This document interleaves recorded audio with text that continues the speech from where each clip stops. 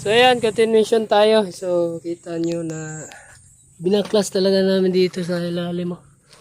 Ito yung sa auxiliary fan sa right. So wala namang problema. Doon lang. Ayan.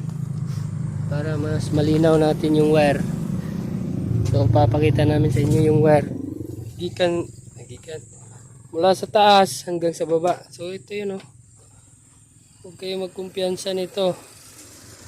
Kahit di na inyo titingnan, siyempre makikita nyo na ang wire ay wala namang sunog, pero nasa loob ng harness to eh.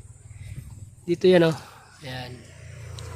So, pwede naman magamit yan, kaso pag auxiliary fan mainit talaga yung wire eh, masusunog to, masusunog ulit yung trabaho natin. So kailangan natin palitan to. So para sa kaalaman ng aircon technician, ito positive to, naka-direct sa battery. So pag di mo pinalitan yan at nasusunog yan, naka-direct yan. So pag natunaw yung protection niya, siyempre diretso siya sa body, kasi nasa body siya nilagay sa chassis. So negative switch ang ginamit nila, hindi positive switch. So lagi ang positive naka-supply doon sa auxiliary, pero yung negative yun ang magsusupply pag naka-on. Pag in-on yung aircon, doon lang siya magsusupply. So negative switch siya, negative supply papuntang auxiliary. At tinanggal namin hanggang doon. So medyo mahaba to.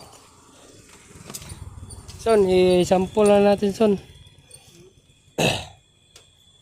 Putla ni Son.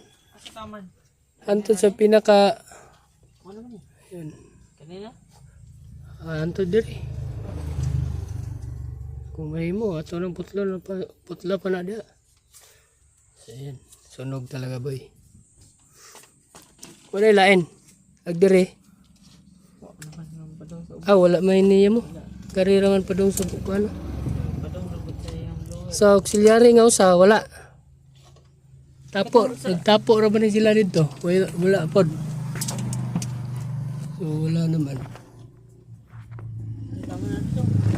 Wala namang okay lang to. Hanggang dito lang talaga, oh. Hilo. There.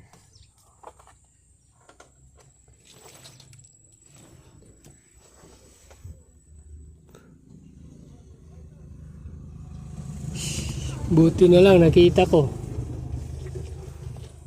Kala namin kasi tapos na yung problema, doon lang sa baba ang sunog. Buti na lang nabuksan namin tong ano para ma-check namin yung ibang problema. Meron pa palang problema sa aircon.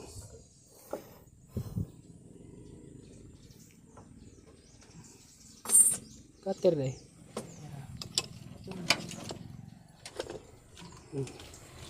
Yan. So cut ulit tayo.